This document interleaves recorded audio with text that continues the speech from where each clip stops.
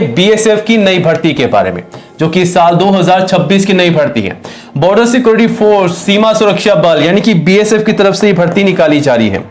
ये जो भर्ती है अलग अलग पदों पर है। हेड कांस्टेबल के पद हैं, कांस्टेबल के पद हैं, ट्रेड्समैन के पद हैं, एएसआई के पद हैं। 17,000 से अधिक पदों पर यह भर्ती देखने को मिल रही है। ऑल इंडिया की जॉब है पूरे भारत के लिए, मेल और फीमेल, ठीक है। लड़कों के साथ साथ लड़कियां, सभी के सभी कैंडिडेट्स आवेदन कर सकते हैं।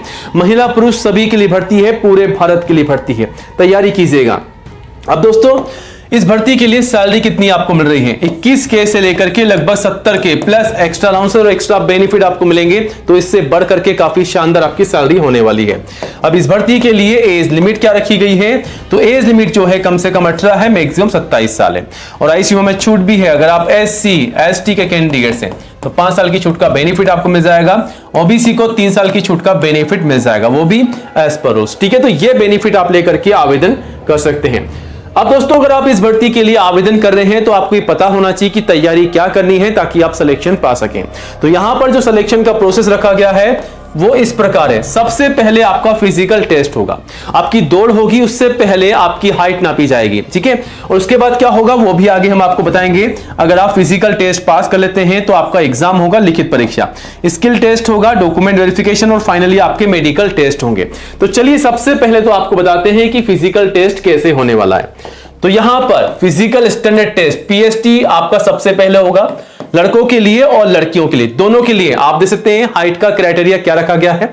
तो लड़कों की हाइट जो है आप देख सकते हैं कितनी होनी चाहिए, 165 सेंटीमीटर की। ये जो हाइट का क्राइटेरिया है मिनिमम है, ध्यान रखिएगा।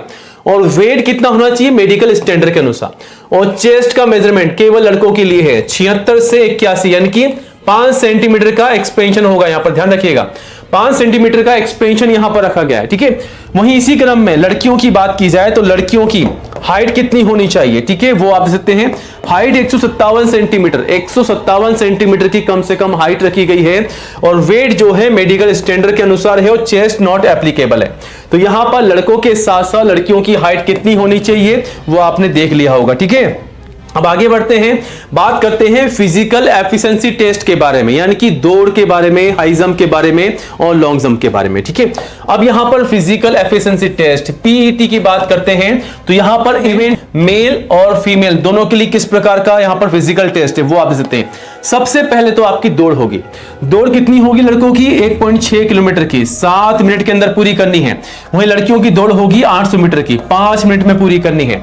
तो दौड़ आपकी जो होगी 1600 मीटर की, लड़कों की 7 मिनट में पूरी करनी है, आराम से कर सकते हैं। फीमेल की 800 मीटर की है, ठीक है। अगर आपका ग्राउंड होगा 400 मीटर का तो आप ये मान लीजिए 2 राउंड आपको लगाने हैं, ठीक है।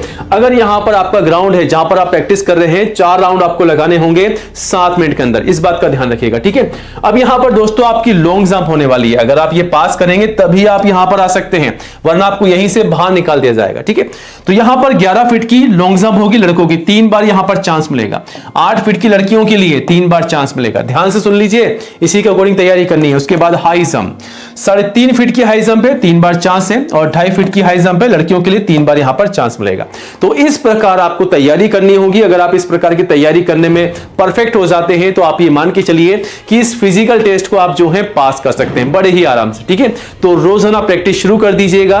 कम से कम ये मान के चलिए कम से कम 6 महीने आपको प्रैक्टिस में लगेंगे। 6 महीने बाद आप ये मान सकेंगे कि आप इस भर्ती के लिए लायक हैं, तैयारी कर सकते हैं और आप जो है सिलेक्शन पा सकते हैं, ठीक है। तो फिजिकल टेस्ट की तो बात हो गई। अब बात कर लेते हैं थोड़ी सी कि यहां पर फिजिकल टेस्ट के बाद आपका एग्जाम भी होने वाला है। 100 सवाल आपके होंगे, 100 नंबर के, ध्यान रखिएगा। 60 मिनट का आपका टाइम होगा, समय मिलेगा। और यहां पर जो है नेगेटिव मार्किंग भी हो सकती है, ठीक है। अधिक जानकारी आप नोटिफिकेशन से भी ले सकते हैं। अब यहां पर क्वालिफिकेशन क्या रखी गई है? तो क्वालिफिकेशन कम से कम 10वीं पास है।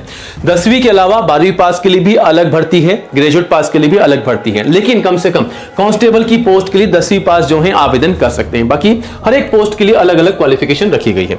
अब दोस्तों इस भर्ती के लिए आवेदन करने से पहले कौन कौन से दस्तावेज आपको तैयार रखने हैं, तो लिस्ट ये रही आप सभी के सामने।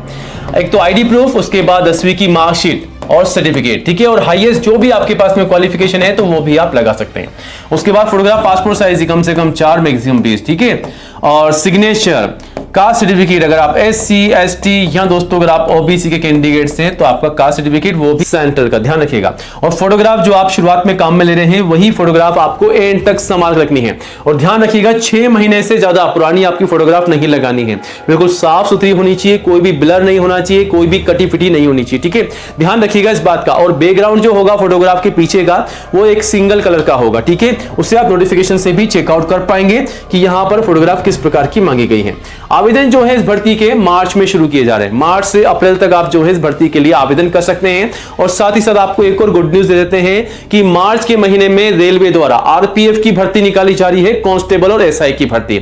जी हां दोस्तों, RPF की कांस्टेबल और SI की भर्ती निकाली जा रही है। नेक्स्ट वीडियो में हम आपको बताएंगे रेलवे RPF की नई भर्ती के बारे में। तब तक आप हमारे चैनल पर बने रहिएगा। इस